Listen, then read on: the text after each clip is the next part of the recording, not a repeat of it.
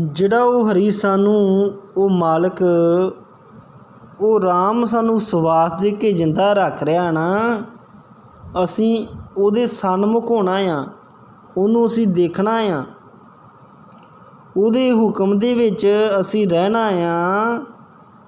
ਸਾਨੂੰ ਅਗਲਾ ਸਵਾਸ ਆਵੇ ਜਾਂ ਨਾ ਆਵੇ, ਜੇ ਅਸੀਂ ਮਾਲਕ ਦੇ ਸਨਮੁਖ ਰਵਾਂਗੇ ਨਾ, ਉਸ ਨੂੰ ਦੇਖਦੇ ਰਵਾਂਗੇ ਅਤੇ ਉਹ ਸਾਨੂੰ ਆਪਣੇ ਵਿੱਚ ਮਿਲਾ ਲਵੇਗਾ।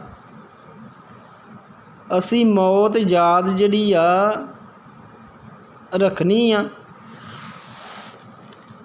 ਅਸੀਂ ਮਰਨਾ ਜਦੋਂ ਭੁੱਲ ਜਾਂਦੇ ਹਾਂ, ਸਵਾਸ ਦੇ ਕੇ ਜਿੰਦਾ ਰੱਖਣ ਵਾਲੇ ਮਾਲਕ ਨੂੰ, ਹਰੀ ਨੂੰ, ਪ੍ਰਭੂ ਨੂੰ ਭੁੱਲ ਜਾਂਦੇ ਹਾਂ ਅਤੇ ਕਰਮ ਨੂੰ ਪਹਿਲ ਦੇ ਦਿੰਦੇ ਹਾਂ।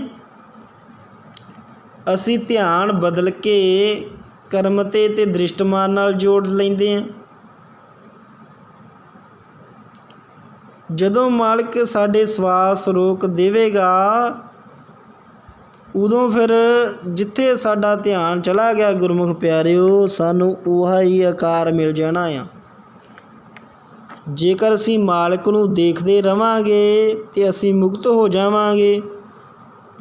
ਨਹੀਂ ਤਾਂ ਸਾਨੂੰ ਸਮਝਾ ਰਹੇ ਨੇ ਕਿ ਜੇ ਅੰਤ ਸਮੇਂ ਸਾਡਾ ਧਿਆਨ ਜਿਹੜਾ ਆ ਮਾਇਆ ਦੇ ਵਿੱਚ ਚਲਾ ਗਿਆ ਅਤੇ ਸਾਨੂੰ ਜਿਹੜਾ ਗੁਰਮੁਖ ਪਿਆਰਿਓ ਇਹ ਸੱਪ ਦੀ ਜੂਨ ਮਿਲ ਜਾਊਗੀ।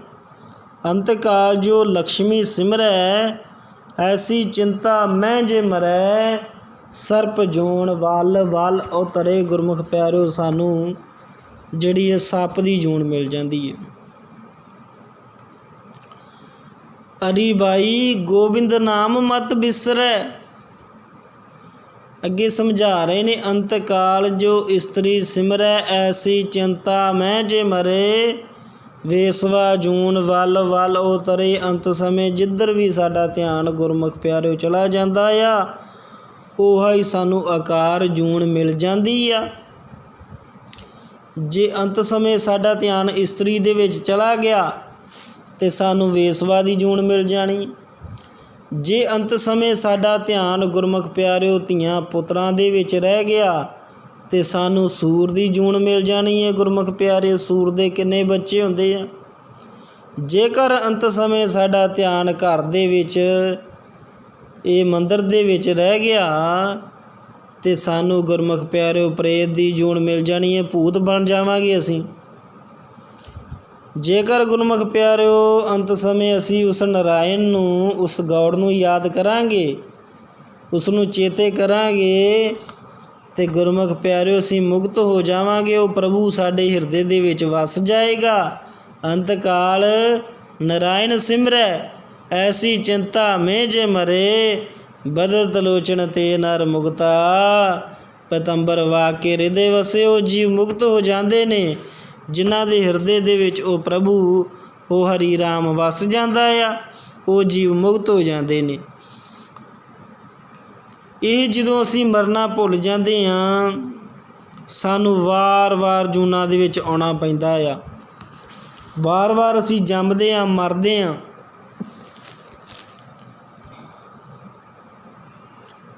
ਇਹ ਸਿਰਫ ਇੱਕ ਮਾਨਸ ਜਾਮਾ ਹੀ ਆ ਗੁਰਮੁਖ ਪਿਆਰਿਓ, ਜਿਸ ਨੂੰ ਸਭ ਤੋਂ ਵੱਧ ਗਿਆਨ ਦਿੱਤਾ ਆ। ਜੇਕਰ ਅਸੀਂ ਮਰਨਾ ਯਾਦ ਰੱਖਾਂਗੇ ਨਾ, ਅਤੇ ਸਾਨੂੰ ਭੇਤ ਆ ਜਾਵੇਗਾ ਕਿ ਅਸੀਂ ਰੋਜ਼ ਇਸ ਧਰਤੀ 'ਤੇ ਰਾਖੇ ਬਣ ਕੇ ਆਉਂਦੇ ਹਾਂ। ਸਵਾਸ ਖਤਮ ਹੋਣ 'ਤੇ ਇਸਨੇ ਇੱਥੋਂ ਸਦੀਵੀ ਵਾਪਸ ਚਲੇ ਜਾਣਾ ਆ। ਕਿਸੇ ਵੀ ਜੂਨ ਵਿੱਚ ਇੰਨਾ ਗਿਆਨ ਨਹੀਂ ਗੁਰਮੁਖ ਪਿਆਰਿਓ। ਪੰਛੀ ਉੱਡਦੇ ਆ, ਖੇਤਾਂ ਦੇ ਵਿੱਚ ਚਲੇ ਜਾਂਦੇ ਆ, ਭੋਜਨ ਪਹਿਲਾਂ ਤਿਆਰ ਹੁੰਦਾ ਹੈ ਅਤੇ ਭੋਜਨ ਖਾਣ ਤੋਂ ਬਾਅਦ ਰਾਤ ਨੂੰ ਫਿਰ ਉਸੇ ਦਰਖਤ ਵਿੱਚ ਆ ਕੇ ਬੈਠ ਜਾਂਦੇ ਆ। ਅਸੀਂ ਵੀ ਇਸੇ ਤਰ੍ਹਾਂ ਕਰਦੇ ਹਾਂ, ਪਰ ਅਸੀਂ ਇਸ ਤਨ ਨੂੰ ਜਿਹੜਾ ਹੈ ਅਸਲੀ ਘਰ ਸਮਝ ਲਿਆ ਹੈ। ਅਸੀਂ ਇਸ ਸਰੀਰ ਨੂੰ, ਤਨ ਨੂੰ ਅਸਲੀ ਘਰ ਸਮਝੀ ਬੈਠੇ ਹਾਂ। ਜਦੋਂ ਅਸੀਂ ਉੱਠਦੇ ਹਾਂ, ਰੋਟੀ ਪਾਣੀ ਖਾਂਦੇ ਪੀਂਦੇ ਹਾਂ, ਕਰਮ ਕਰਦੇ ਹਾਂ, ਸਾਰਾ ਦਿਨ ਵਿਚਰਦੇ ਹਾਂ, ਇੱਧਰ ਉੱਧਰ ਦੀਆਂ ਗੱਲਾਂ ਜਿਹੜੀਆਂ ਅਸੀਂ ਮਾਰਦੇ ਰਹਿੰਦੇ ਹਾਂ। ਰਾਤ ਨੂੰ ਸੌਂ ਜਾਂਦੇ ਹਾਂ। ਸਾਨੂੰ ਸਮਝਾਉਂਦੇ ਆ ਕਿ ਤੁਸੀਂ ਸੋਚੋ ਤੁਹਾਡੇ ਅਤੇ ਪਸ਼ੂ ਪੰਛੀਆਂ ਵਿੱਚ ਕੀ ਅੰਤਰ ਆ।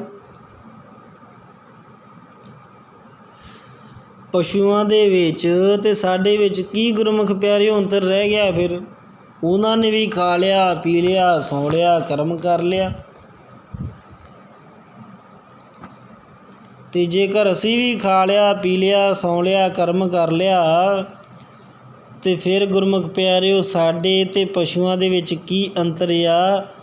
ਉਹਨਾਂ ਨੂੰ ਤਾਂ ਇਸ ਚੀਜ਼ ਦਾ ਗਿਆਨ ਨਹੀਂ, ਪਰ ਸਾਨੂੰ ਤਾਂ ਗਿਆਨ ਹੈ ਨਾ। ਸਾਨੂੰ ਸਮਝਾਉਂਦੇ ਆ ਤੁਸੀਂ ਮਰਨਾ ਯਾਦ ਰੱਖੋ। ਜਿਹੀ ਅਵਸਥਾ ਵਿੱਚ ਜਿਹੜੇ ਜੀਵਾਂ ਨੇ ਮਰਨਾ ਯਾਦ ਰੱਖਿਆ ਆ, ਹੁਕਮ ਦੇ ਵਿੱਚ ਰਹੇ ਆ, ਸਨਮੁਖ ਰਹੇ ਆ, ਉਹਨਾਂ ਦੀ ਜਿਉਂਦੇ ਜੀ ਜਮਾਂ ਦੀ ਫਾਂਸੀ ਕੱਟੀ ਜਾਂਦੀ ਆ। ਉਹ ਜੀਵ ਮੁਕਤ ਹੋ ਜਾਂਦੇ ਆ। ਸੇ ਮੁਕਤ ਪਏ ਜਨ ਹਰ ਧਿਆਇਆ ਜੀ, ਤਿਨ ਟੂਟੀ ਜਮ ਕੀ ਫਾਂਸੀ। ਉਹਨਾਂ ਦੀ ਜਮਾਂ ਦੀ ਫਾਹੀ ਕੱਟੀ ਜਾਂਦੀ ਆ। ਉਹ ਜੀਵ ਮੁਕਤ ਹੋ ਜਾਂਦੇ ਨੇ। ਜਿਹੜੇ ਜੀਵ ਜਿਉਂਦੇ ਜੀ ਸਨਮੁਖ ਹੋ ਜਾਂਦੇ ਨਾ ਉਸ ਮਾਲਕ ਦੇ, ਉਸ ਰਾਮ ਦੇ, ਹਰੀ ਦੇ, ਉਹਦੀ ਸਿਫਤ ਕਰਦੇ ਆ, ਉਹਦੀ ਉਸਤਤ ਕਰਦੇ ਆ, ਉਹਦੀ ਵਡਿਆਈ ਕਰਦੇ, ਉਹਦੇ ਗੁਣ ਗਾਉਂਦੇ ਆ। ਉਹਨਾਂ ਦੀ ਜਿਹੜੀ ਆ ਫਾਹੀ ਉਹ ਕੱਟੀ ਜਾਂਦੀ ਆ, ਜਿਉਂਦੇ ਜੀ ਮੁਕਤ ਹੋ ਜਾਂਦੇ ਆ। ਲੋਕ ਵਿੱਚ ਵਿਚਰਨ ਦਾ ਜਦੋਂ ਸਮਾਂ ਸਾਡਾ ਪੂਰਾ ਹੋ ਜਾਂਦਾ ਨਾ, ਆਪਣੇ ਮੂਲ ਵਿੱਚ ਜਾ ਕੇ ਅਸੀਂ ਮਿਲ ਜਾਂਦੇ ਹਾਂ। ਸਾਨੂੰ ਜਿਹੜਾ ਆ ਸਾਡੇ ਮੂਲ ਵਿੱਚ ਮਿਲਦਾ ਰਸਤਾ ਨਾਮ ਦਾ ਦੱਸਿਆ। ਨਾਮ ਰਾਹੀਂ ਅਸੀਂ ਉਸ ਮਾਲਕ ਦੇ ਨਾਲ ਮਿਲਾਪ ਕਰਨਾ ਆ। ਅਸੀਂ ਨਾਮ ਨੂੰ ਹੀ ਭੁੱਲ ਗਏ ਹਾਂ ਗੁਰਮੁਖ ਪਿਆਰਿਓ। ਸਾਨੂੰ ਭੇਤ ਹੀ ਨਹੀਂ ਨਾਮ ਕੀ ਆ। ਜਨਮ ਮਰਨ ਦੇ ਵਿੱਚ ਅਸੀਂ ਘੁੰਮ ਰਹੇ ਹਾਂ। ਸਾਨੂੰ ਸਮਝਾ ਰਹੇ ਨੇ ਜਿਨ੍ਹਾਂ ਨੇ ਨਾਮ ਦੀ ਪ੍ਰਾਪਤੀ ਨਹੀਂ ਕੀਤੀ, ਬੁੱਝਿਆ ਨਹੀਂ। ਜਿਨ ਗੁਰਮੁਖ ਨਾਮ ਨਾ ਬੁੱਝਿਆ, ਮਰ ਜਨਮੇ ਆਵੇ ਜਾਏ, ਜੰਮਾਂਗੇ ਮਰਾਂਗੇ ਆਵਾਂਗੇ ਜਾਵਾਂਗੇ। 84 ਲੱਖ ਦਾ ਗੇੜਾ ਖੁੱਲ੍ਹਾ ਆ ਗੁਰਮੁਖ ਪਿਆਰੇ, ਗੇਟ ਖੁੱਲ੍ਹਾ ਆ 84 ਦਾ। ਇਸ ਲਈ ਅਸੀਂ ਨਾਮ ਨੂੰ ਚੇਤੇ ਰੱਖਣਾ ਆ। ਜੇ ਸਾਡੇ ਮਨ ਵਿੱਚ ਨਾਮ ਵਸ ਗਿਆ ਤਾਂ ਸਵਾਸ ਖਤਮ ਹੋਣ 'ਤੇ ਨਾਮ ਰਾਹੀਂ ਅਸੀਂ ਸੱਚ ਦੇ ਵਿੱਚ ਜਾ ਕੇ ਮਿਲ ਜਾਵਾਂਗੇ, ਸੱਚ ਦੇ ਵਿੱਚ ਸਮਾ ਜਾਵਾਂਗੇ। ਅਸੀਂ ਜਿਨ੍ਹਾਂ ਨੇ ਉਸ ਪਰਮੇਸ਼ਰ ਨੂੰ ਦਾ ਨਾਮ ਜਪਿਆ ਹੈ, ਉਸ ਦੀ ਸੇਵਾ ਕੀਤੀ, ਉਹਨਾਂ ਨੇ ਸੁੱਖ ਪਾਇਆ ਹੈ ਅਤੇ ਸਹਿਜੇ ਹੀ ਉਹ ਨਾਮ ਦੇ ਵਿੱਚ ਸਮਾ ਜਾਂਦੇ ਆ। ਨਾਮ ਨੂੰ ਅਸੀਂ ਸੁਣ ਕੇ ਨਾਮ ਦੇ ਵਿੱਚ ਸਮਾ ਜਾਣਾ ਆ ਅਤੇ ਉਸ ਸੱਚ ਨੂੰ, ਹਰੀ ਨੂੰ ਦੇਖ ਕੇ ਅਸੀਂ ਉਸਦੇ ਵਿੱਚ ਸਮਾ ਜਾਣਾ ਆ।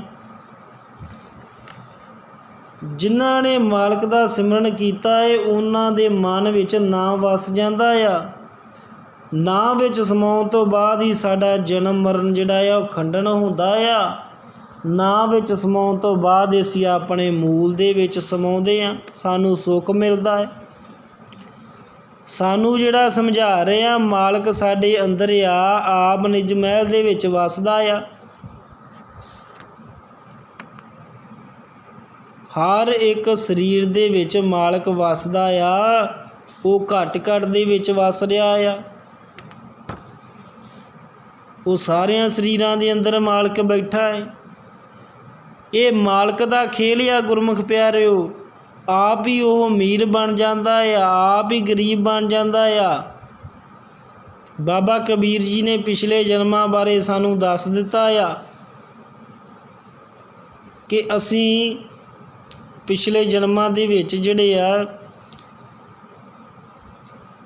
ਕਿਹੜੇ ਕਿਹੜੇ ਜੂਨਾਂ ਦੇ ਵਿੱਚ, ਆਕਾਰਾਂ ਦੇ ਵਿੱਚ ਹੋ ਕੇ ਆਏ ਆ। ਅਸਤਾਵਰ ਜੰਗਮ ਕੀਟ ਪਤੰਗਾ, ਅਣਕ ਜਨਮ ਕੀਏ ਬਹੁ ਰੰਗਾ। ਐਸੇ ਘਰ ਹਮ ਬਹੁਤ ਬਸਾਏ, ਜਬ ਹਮ ਰਾਮ ਗਰਭ ਹੋਏ ਆਏ। ਕਹਿੰਦੇ ਕਿ ਅਸੀਂ ਇਹ ਜਿਹੜੇ ਆ ਜੂਨਾਂ ਦੇ ਵਿੱਚ, ਆਕਾਰਾਂ ਦੇ ਵਿੱਚ ਹੋ ਕੇ ਆਏ ਹਾਂ।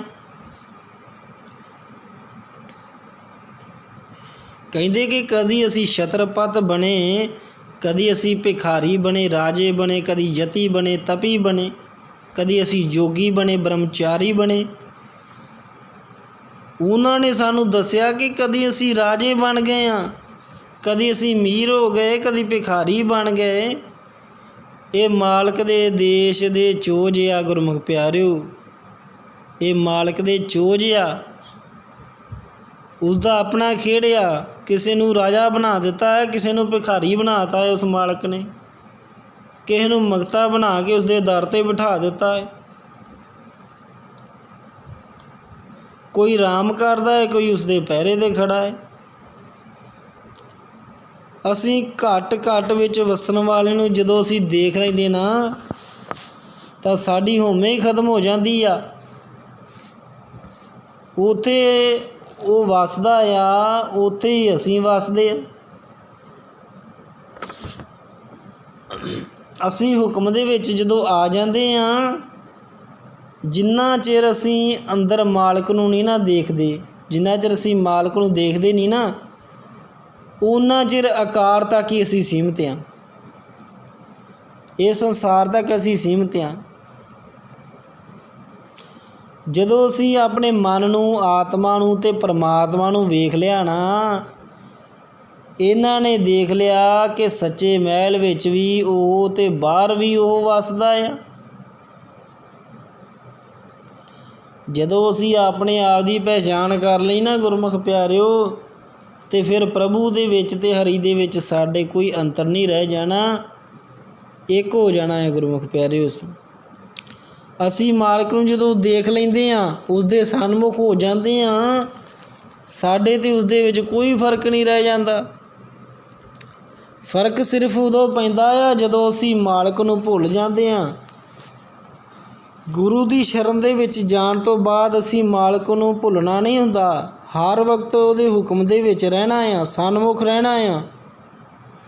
ਜੇ ਅਸੀਂ ਮਰਨਾ ਯਾਦ ਰੱਖਾਂਗੇ ਤਾਂ ਭੁੱਲਾਂਗੇ ਨਹੀਂ। ਉਹ ਸਾਨੂੰ ਮਨੁੱਖਾ ਆਕਾਰ ਦੇ ਵਿੱਚ ਮੌਕਾ ਮਿਲਿਆ ਆ। ਅਸੀਂ ਕਈ ਯੁੱਗਾਂ ਤੋਂ ਜਿਹੜਾ ਆ ਇਹ ਹਾਰਦੇ ਆਉਂਦੇ ਹਾਂ ਬਾਜੀ ਨੂੰ।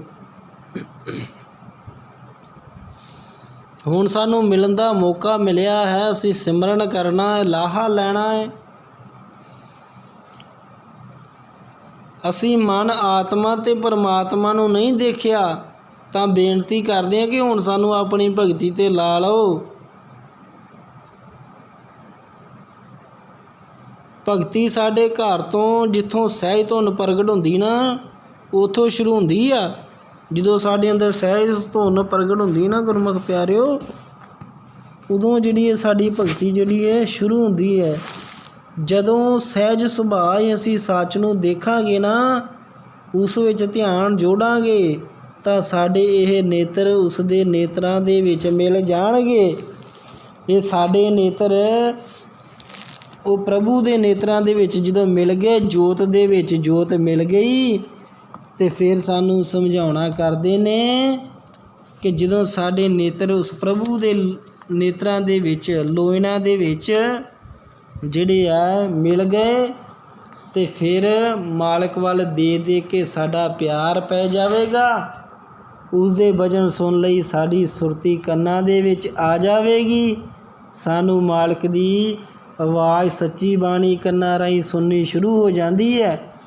ਉਦੋਂ ਸਾਡੀ ਸੇਵਾ, ਇਹ ਭਗਤੀ ਸ਼ੁਰੂ ਹੋ ਜਾਂਦੀ ਗੁਰਮੁਖੋ। ਜਿੰਨਾ ਚਿਰ ਅਸੀਂ ਕੰਨਾਂ ਦੇ ਪਰਦੇ ਦੇ ਬਾਹਰਲੇ ਪਾਸੇ ਰਹਿੰਦੇ ਹਾਂ, ਓਨੀ ਦੇਰ ਸਾਨੂੰ ਅਨੰਦ ਬਾਣੀ ਨਹੀਂ ਸੁਣਦੀ। ਜਦੋਂ ਅਸੀਂ ਪਰਦੇ ਦੇ ਅੰਦਰਲੇ ਪਾਸੇ ਆ ਜਾਂਦੇ ਹਾਂ, ਸਾਨੂੰ ਅਨੰਦ ਬਾਣੀ ਅਤੇ ਨਾਦ ਸੁਣਨ ਜਿਹੜਾ ਲੱਗ ਪੈਂਦਾ ਹੈ। ਫਿਰ ਅਸੀਂ ਦੇਖ ਕੇ ਮਾਲਕ ਦੇ ਵਿੱਚ ਸਮਾ ਜਾਵਾਂਗੇ। ਜਿੰਨਾ ਚਿਰ ਅਸੀਂ ਆਪਣੇ ਘਰ ਦਾ ਭੇਤ ਨਹੀਂ, ਤਾਂ ਸੇਵਾ ਅਸੀਂ ਜਿਹੜਾ ਆ ਕਿਸ ਦੀ ਕਰੀਏ? ਆਪਣੇ ਮਾਤਾ ਪਿਤਾ ਨੂੰ ਹੀ ਨਹੀਂ ਪਛਾਣਿਆ ਅਸੀਂ।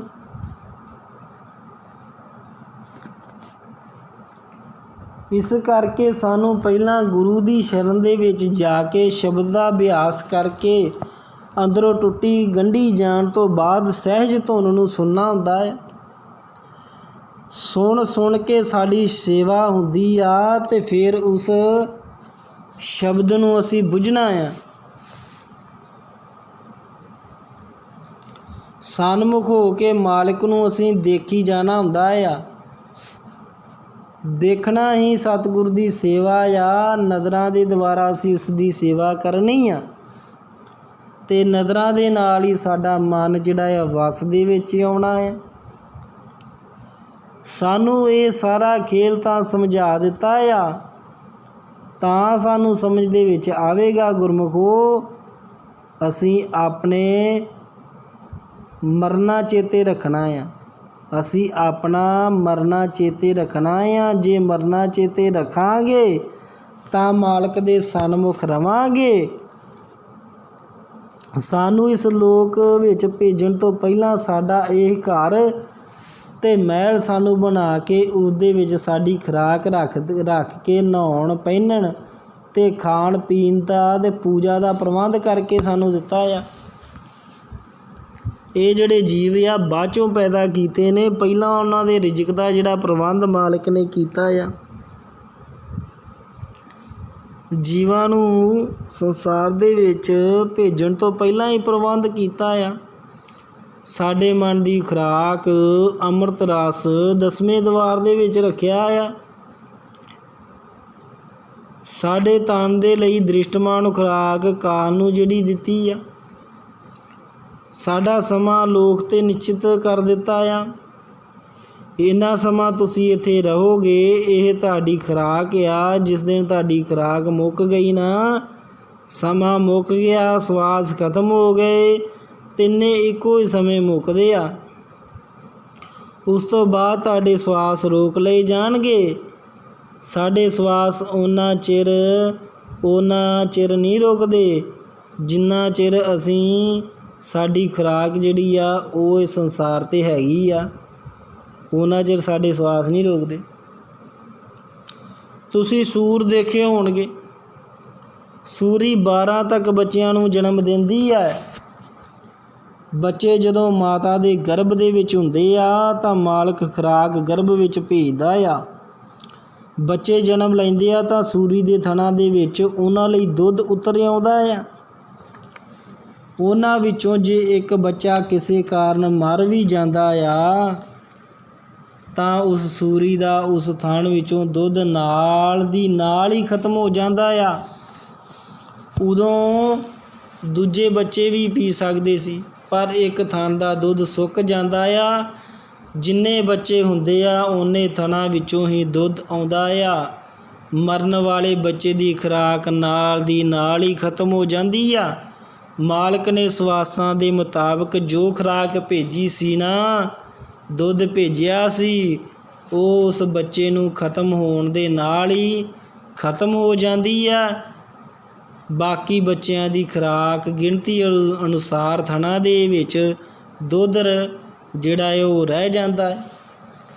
ਇਸ ਤਰ੍ਹਾਂ 4-5 ਬੱਚੇ ਕਿਸੇ ਕਾਰਨ ਖਤਮ ਹੋ ਜਾਂਦੇ ਆ ਨਾ, ਅਤੇ ਸੂਰੀ 4-5 ਜਿਹੜੇ ਥਾਣਿਆਂ ਸੁੱਕ ਜਾਂਦੇ ਆ। ਜਿੰਨੇ ਬੱਚੇ ਜਿਉਂਦੇ ਰਹਿੰਦੇ ਆ ਓਨੇ ਬੱਚਿਆਂ ਦੀ ਗਿਣਤੀ ਅਨੁਸਾਰ ਮਾਂ ਦੇ ਥਣਾਂ ਦੇ ਵਿੱਚ ਦੁੱਧ ਆਉਂਦਾ ਆ, ਬਾਕੀ ਥਣ ਸੁੱਕ ਜਾਂਦੇ ਆ। ਸਾਨੂੰ ਸਮਝਾ ਦਿੱਤਾ ਹੈ ਕਿ ਜੀਵ ਦੀ ਖੁਰਾਕ ਪਹਿਲਾਂ ਤਿਆਰ ਕਰਕੇ ਭੇਜੀ ਆ, ਪਰ ਉਸ ਦੇ ਖਤਮ ਹੋਣ ਦੇ ਨਾਲ ਹੀ ਖੁਰਾਕ ਖਤਮ ਹੋ ਜਾਂਦੀ ਆ। ਜਿੰਨਾ ਚਿਰ ਅਸੀਂ ਲੋਕ ਵਿੱਚ ਰਹਿਣਾ ਆ, ਜਿੰਨੇ ਸਵਾਸ ਸਾਨੂੰ ਦਿੱਤੇ ਜਾਂਦੇ ਆ, ਜਿੰਨਾ ਸਮਾਂ ਨਿਸ਼ਚਿਤ ਕੀਤਾ ਆ, ਉਹ ਇੱਕੋ ਵਾਰ ਦਿੱਤਾ ਜਾਂਦਾ ਆ। ਇਹ ਤਿੰਨੇ ਚੀਜ਼ਾਂ ਬਰਾਬਰ ਹੁੰਦੀਆਂ ਆ। ਜਦੋਂ ਸਾਡੇ ਸਵਾਸ ਪੂਰੇ ਹੁੰਦੇ ਆ, ਅਸੀਂ ਦੇਹ ਛੱਡਦੇ ਹਾਂ ਤਾਂ ਤਿੰਨਾਂ ਦਾ ਹੀ ਇੱਕਦਮ ਖਾਤਮਾ ਹੋ ਜਾਂਦਾ ਆ। ਸਾਡੇ ਰਿਜ਼ਕ ਦੀ ਕੋਈ ਦੂਜਾ ਵਰਤੋਂ ਨਹੀਂ ਕਰ ਸਕਦਾ ਅਤੇ ਅਸੀਂ ਦੂਜੇ ਦੇ ਰਿਜ਼ਕ ਦੀ ਵਰਤੋਂ ਨਹੀਂ ਕਰ ਸਕਦੇ। ਇਹ ਕੁਦਰਤ ਨੇ ਇੱਕ ਅਜਿਹਾ ਨਿਯਮ ਬਣਾ ਦਿੱਤਾ ਹੈ ਕਿ ਜੀਵ ਦੀ ਖੁਰਾਕ ਸਮਾਂ ਅਤੇ ਸਵਾਸ ਪਹਿਲਾਂ ਹੀ ਨਿਸ਼ਚਿਤ ਕਰ ਦਿੱਤੇ ਆ। ਸਵਾਸਾਂ ਦੀ ਡੋਰ ਆਪਣੇ ਹੱਥ ਰੱਖੀ ਹੈ। ਮਾਲਕ ਸਾਨੂੰ ਦੇਖਦਾ ਹੈ, ਸੁਣਦਾ ਹੈ। ਕਿਸੇ ਦੇ ਸਵਾਸ ਖਤਮ ਹੋ ਜਾਂਦੇ ਆ ਤਾਂ ਉਹ ਦੇਖਦਿਆਂ ਦੇਖਦਿਆਂ ਦੇਹ ਛੱਡ ਜਾਂਦਾ ਆ। ਅਸੀਂ ਦੇਖਦੇ ਹਾਂ ਕਿ ਹੁਣੇ ਗੱਲਾਂ ਕਰਦਾ ਪਿਆ ਸੀ, ਕਿੱਥੇ ਚਲਾ ਗਿਆ। ਜਿਹੜੇ ਜੀਵਾਂ ਦੇ ਨਾਲ ਪਿਆਰ ਹੁੰਦਾ ਹੈ, ਜਦੋਂ ਉਸ ਜੀਵ ਦੇਹ ਛੱਡ ਜਾਂਦਾ ਆ, ਉਸ ਤੋਂ ਡਰਨ ਲੱਗ ਪੈਂਦੇ ਆ, ਉਸ ਤੋਂ ਡਰਦੇ ਆ। ਫਿਰ ਜੀਵ ਦੇਹ ਛੱਡ ਜਾਂਦਾ ਹੈ ਤਾਂ ਉਸ ਦੀ ਦੇਹ ਨੂੰ ਇੱਕ ਰਾਤ ਵੀ ਨਹੀਂ ਰੱਖਦੇ। ਸਾਨੂੰ ਸਮਝਾ ਰਹੇ ਆ ਕਿ ਜਿੰਨਾ ਚਿਰ ਇਸ ਸਰੀਰ ਰੂਪੀ ਦੀਵੇ ਦੇ ਵਿੱਚ ਤੇਲ ਆ, ਸਵਾਸ ਆ, ਉਹਨਾਂ ਚਿਰ ਇਹ ਸੰਸਾਰ ਆ ਸਾਡਾ ਪਰਿਵਾਰ ਆ। ਜਬ ਲਗ ਤੇਲ ਦੀਏ ਮੁਖ ਬਾਤੀ, ਤਬ ਸੂਝੈ ਸਭ ਕੋਈ। ਤੇਲ ਜਲੈ ਬਾਤੀ ਠਹਿਰਾਨੀ, ਸੋਨਾ ਮੰਦਰ ਹੋਈ। ਰੇ ਬੌਰੇ ਤੋਏ ਘਰੀ ਨਾ ਰਾਖਿਆ ਕੋਈ, ਤੂੰ ਰਾਮ ਨਾਮ ਜਪ ਸੋਈ। ਇਹ ਜਿੰਨਾ ਚਿਰ ਗੁਰਮੁਖ ਪਿਆਰਿਓ ਸਾਡੇ ਸਵਾਸ ਆ ਨਾ, ਸਾਡੇ ਮਾਤਾ ਪਿਤਾ ਆ, ਭਾਈ ਆ, ਬੰਧਪ ਆ, ਇਹ ਭੈਣ ਭਰਾ ਆ, ਇਹ ਸਾਡੀ ਪਤਨੀ ਆ, ਸੰਸਾਰ ਆ। ਤਨ ਤੇ ਪ੍ਰਾਣ ਹੋਤ ਜਬ ਨਿਆਰੇ, ਟੇਰਤ ਪ੍ਰੇਤ ਪੁਕਾਰ। ਆਦ ਕਰੀ ਕੋਈ ਨ ਰਾਖੇ, ਕਰਤੇ ਦੇਤ ਨਿਕਾਰ। ਫਿਰ ਗੁਰਮੁਖ ਪਿਆਰੇ ਸਾਨੂੰ ਇੱਕ ਦਿਨ ਵੀ ਘਰ ਦੇ ਵਿੱਚ ਨਹੀਂ ਰੱਖਿਆ ਜਾਂਦਾ। ਪਹਿਲਾਂ ਤਨ ਦੀ ਇੰਨੀ ਇੱਜ਼ਤ ਕਰਦੇ ਆ, ਇੰਨਾ ਮਾਣ ਸਨਮਾਨ ਕਰਦੇ ਆ, ਬਾਅਦ ਵਿੱਚ ਲੱਤਾਂ ਗੇਟ ਵੱਲ ਕਰ ਦਿੰਦੇ ਆ ਕਿ ਕਿਧਰੇ ਵਾਪਸ ਨਾ ਮੋੜ ਆਵੇ ਕਿਤੇ। ਉਹ ਜੀਵ ਤਾਂ ਚਲਾ ਜਾਂਦਾ ਹੈ ਜਿੱਥੇ ਜਾਣਾ ਹੈ, ਪਰਿਵਾਰਕ ਮੈਂਬਰ ਉਸ ਦੇ ਸਰੀਰ ਤੋਂ ਹੀ ਡਰੀ ਜਾਂਦੇ ਆ ਕਿ ਕਿਧਰੇ ਵਾਪਸ ਨਾ ਮੋੜ ਆਵੇ। ਇਸ ਸੰਸਾਰ ਦੇ ਵਿੱਚ ਖੁਦਗਰਜੀ ਦਾ ਪਿਆਰ ਆ। ਜਿੰਨਾ ਚਿਰ ਜੀਵ ਜਿਉਂਦਾ ਹੈ ਓਨਾ ਚਿਰ ਜੀਵ ਇੱਕ ਦੂਜੇ ਨੂੰ ਪਿਆਰ ਕਰਦੇ ਆ ਅਤੇ ਮਰਨ 'ਤੇ ਉਸ ਦੀ ਦੇਹੀ ਨੂੰ ਇੱਕ ਰਾਤ ਵੀ ਨਹੀਂ ਰੱਖਦੇ। ਫਿਰ ਇਸ ਹਾਲ ਵਿੱਚ ਜੇ ਕਿਤੇ ਜੀਵ ਸੁਪਨੇ ਵਿੱਚ ਮਿਲ ਵੀ ਜਾਵੇ ਨਾ, ਤਾਂ ਉਹ ਸਿਆਣੇ ਕੋਲ ਚਲੇ ਜਾਂਦੇ ਆ, ਕਿਸੇ ਸਿਆਣੇ ਦੇ ਕੋਲ ਜਾਂਦੇ ਆ ਕਿ ਸਾਡਾ ਬਜ਼ੁਰਗ ਸੁਪਨੇ ਵਿੱਚ ਮਿਲਿਆ ਸੀ ਸਾਨੂੰ, ਅਤੇ ਮਰਿਆ ਜੀਵ ਮਿਲਿਆ ਚੰਗਾ ਨਹੀਂ ਹੁੰਦਾ। ਜਿਸ ਮਾਤਾ ਪਿਤਾ ਨੇ ਜਨਮ ਦਿੱਤਾ ਆ, ਬਚਪਨ ਤੋਂ ਪਾਲਿਆ ਪੋਸਿਆ, ਉਸ ਨੂੰ ਉਹ ਬੱਚੇ ਸੁਪਨੇ ਵਿੱਚ ਵੀ ਦੇਖਣਾ ਨਹੀਂ ਚਾਹੁੰਦੇ ਅਤੇ ਕਹਿੰਦੇ ਆ ਕਿ ਮਰਿਆ ਜੀਵ ਸੁਪਨੇ ਵਿੱਚ ਮਿਲੇ ਤਾਂ ਮਾੜਾ ਹੁੰਦਾ ਹੈ। ਇਹ ਕਿੰਨੇ ਵਹਿਮ ਅਤੇ ਭਰਮ ਬਣੇ ਹੋਏ ਆ। ਅਸੀਂ ਸਤਿਗੁਰ ਤੋਂ ਲੈ ਕੇ ਸਤਿਯੁਗ ਤੋਂ ਲੈ ਕੇ ਹੁਣ ਤੱਕ ਜਿੰਨੇ ਵੀ ਜਨਮ ਲਏ ਆ, ਉਹਨਾਂ ਦੇ ਸਾਰੇ ਸੂਖਮ ਆਕਾਰ ਜਿਹੜੇ ਸੁੰਨ ਮੰਡਲ ਦੇ ਵਿੱਚ ਮੌਜੂਦ ਆ, ਗੁਰਮੁਖੋ ਸਾਡੀਆਂ ਆਵਾਜ਼ਾਂ ਮੌਜੂਦ ਆ, ਸਾਡੇ ਆਕਾਰ ਬਦਲਦੇ ਰਹੇ, ਆਵਾਜ਼ਾਂ ਬਦਲਦੀਆਂ ਰਹੀਆਂ, ਨਵੇਂ ਵਿਚਾਰ ਸ਼ੁਰੂ ਹੋ ਗਏ, ਉਹ ਸਾਰੇ ਆਕਾਰ ਅਤੇ ਆਵਾਜ਼ਾਂ ਮੌਜੂਦ ਆ। ਜੇ ਮਨੁੱਖ ਆਪਣੇ ਵਰਤਮਾਨ ਆਕਾਰ ਤੋਂ ਹੀ ਇੰਨਾ ਡਰਦਾ ਹੈ, ਤਾਂ ਜੇ ਕਿਤੇ ਉਹ ਪਿਛਲੇ ਜਨਮਾਂ ਦੇ ਆਕਾਰ ਜਾਗਤ ਅਵਸਥਾ ਵਿੱਚ ਆ ਕੇ ਦੇਖ ਲਵੇ ਕਿ ਮੈਂ ਪਹਿਲਾਂ ਸੱਪ ਜੂਨ ਵਿੱਚ ਸੀ, ਫਿਰ ਹਾਥੀ ਦੀ ਜੂਨ ਵਿੱਚ, ਫਿਰ ਕੋਈ ਜਾਨਵਰ ਕੀੜਾ ਪਤੰਗਾ ਇਹ ਬਣਿਆ ਸੀ, ਅਤੇ ਉਹ ਪਿਛਲੇ ਆਕਾਰ ਦੇਖ ਕੇ ਘਬਰਾ ਜਾਵੇਗਾ। ਇਹ ਪਿਛੋਕੜ ਜੋ ਗੁਰੂ ਸਾਹਿਬਾਂ ਨੇ, ਭਗਤਾਂ ਨੇ ਆਪ ਜਾਗਤ ਅਵਸਥਾ ਦੇ ਵਿੱਚ ਦੇਖਿਆ, ਉਹ ਸਾਨੂੰ ਸਮਝਾਇਆ। ਉਹਨਾਂ ਨੇ ਦੱਸਿਆ ਕਿ ਮਨ ਦੀ ਜੋਤ ਉਹਾ ਹੀ ਰਹਿੰਦੀ ਆ, ਪਰ ਆਕਾਰ ਜੁਗਤੀ ਦੁਆਰਾ ਬਦਲੇ ਜਾਂਦੇ ਆ। ਜੋਤ ਉਹਾ ਹੀ ਰਹਿੰਦੀ ਆ, ਮਨ ਉਹਾ ਰਹਿੰਦਾ ਹੈ। ਗੁਰਮੁਖ ਪਿਆਰਿਓ, ਇਹ ਜਿਹੜੀ ਕਾਇਆ ਹੈ ਉਹ ਬਦਲੀ ਜਾਂਦੀ ਆ। ਜੋਤ ਉਹਾ ਜੁਗਤ ਸਹਿ, ਫਿਰ ਕਾਇਆ ਪਲਟੀ ਹੈ। ਅਸੀਂ ਅਗਿਆਨਤਾ ਦੇ ਵਿੱਚ ਆਪਣੇ ਸੰਗੀ ਜੋ 60-70 ਸਾਲ ਨਾਲ ਰਿਹਾ ਦੇ ਮਰੇ ਸਰੀਰ ਨੂੰ ਰਾਤ ਭਰ ਦੇਖ ਕੇ ਡਰਦੇ ਰਹਿੰਦੇ ਹਾਂ, ਅਤੇ ਫਿਰ ਜਦੋਂ ਉਹ ਸੁਪਨੇ ਵਿੱਚ ਸੁੰਨ ਮੰਡਲ ਵਿੱਚ ਦਿਸ ਪੈਂਦਾ ਹੈ ਤਾਂ ਉਸ ਤੋਂ ਵੀ ਅਸੀਂ ਡਰਦੇ ਹਾਂ। ਭਾਵ ਸੁਪਨੇ ਵਿੱਚ ਵੀ ਦੇਖਣਾ ਨਹੀਂ ਚਾਹੁੰਦੇ। ਇਸ ਲਈ ਵਿਚਾਰੋ ਕਿ ਸਾਡਾ ਇੱਕ ਦੂਜੇ ਨਾਲ ਕਿੰਨਾ ਪਿਆਰ ਆ। ਇਹ ਸੰਸਾਰ ਖੁਦਗਰਜੀ ਦਾ ਆ। ਇਹ ਜਗਤ ਦੀ ਜਿਹੜੀ ਪ੍ਰੀਤ ਆ ਝੂਠੀ ਆ, ਆਪਣੇ ਸੁੱਖਾਂ ਤੱਕ ਹੀ ਸੀਮਤ ਆ। ਕਿਆ ਦਾਰਾ ਕਿਆ ਮੀਤ, ਇਹ ਸਾਰੇ ਆਪਣੇ ਸੁੱਖਾਂ ਤੱਕ ਹੀ ਸੀਮਤ ਆ। ਜਿਨ੍ਹਾਂ ਨੇ ਭਗਤੀ ਕੀਤੀ ਉਹਨਾਂ ਦਾ ਮਾਲਕ ਦੇ ਨਾਲ ਮਿਲਾਪ ਹੋਇਆ, ਉਹਨਾਂ ਦੀ ਮਾਲਕ ਦੇ ਨਾਲ ਗੰਢ ਪੈ ਗਈ, ਮਾਲਕ ਦੇ ਨਾਲ ਪਿਆਰ ਪੈਣ ਕਰਕੇ ਉਹਨਾਂ ਜੀਵਾਂ ਨੇ ਦੇਹ ਛੱਡ ਕੇ ਜਾਣ ਤੋਂ ਬਾਅਦ ਵੀ ਜਿਉਂਦਿਆਂ ਦਾ ਵਾਹ ਪੈਂਦਾ ਰਹਿੰਦਾ ਆ। ਗੁਰਬਾਣੀ ਦੇ ਵਿੱਚ ਸੰਤ ਭਗਤ ਉਹਨਾਂ ਦਾ ਲਿਖਿਆ ਅਸੀਂ ਪੜ੍ਹਦੇ ਹਾਂ ਕਿ ਉਹਨਾਂ ਦਾ ਮਾਲਕ ਦੇ ਨਾਲ ਪਿਆਰ ਜਿਹੜਾ ਆ ਉਹ ਪੈ ਚੁੱਕਾ ਸੀ। ਉਹ ਆਪਣੇ ਪਿਆਰੇ ਦੀ ਉਸਤਤ ਦੇ ਵਿੱਚ ਲਿਖੇ ਗਏ ਗੁਰੂ ਘਰ ਨੇ ਉਹਨਾਂ ਸਾਰੇ ਸੰਤਾਂ ਭਗਤਾਂ ਦੀ ਲਿਖਤ ਇਕੱਠੀ ਕਰ ਦਿੱਤੀ, ਸਤਿਗੁਰ ਦਾ ਕਿਤਾਬ ਦੇ ਦਿੱਤਾ। ਅੱਜ ਅਸੀਂ ਜਿਉਂਦੇ ਉਹਨਾਂ ਦੀ ਬਾਣੀ ਪੜ੍ਹ ਰਹੇ ਹਾਂ ਅਤੇ ਸਾਡੇ ਜਿਉਂਦਿਆਂ ਦਾ ਉਹਨਾਂ ਦੇ ਨਾਲ ਪਿਆਰ ਆ। ਗੰਢ ਆ ਜਿਹੜੇ ਆਸਤਿਕ ਜੀਵ ਜਿਹੜੇ ਆ ਦੇਹ ਛੱਡਣ ਤੋਂ ਬਾਅਦ ਉਸ ਦੀਆਂ ਗੱਲਾਂ ਕਰੀ ਜਾਂਦੇ ਆ, ਉਸਤਤ ਕਰੀ ਜਾਂਦੇ ਆ। ਗੁਰਮੁਖਾਂ ਨੇ ਜਿਉਂਦੇ ਜੀ ਮਾਲਕ ਦੀ ਉਸਤਤ ਕੀਤੀ ਆ।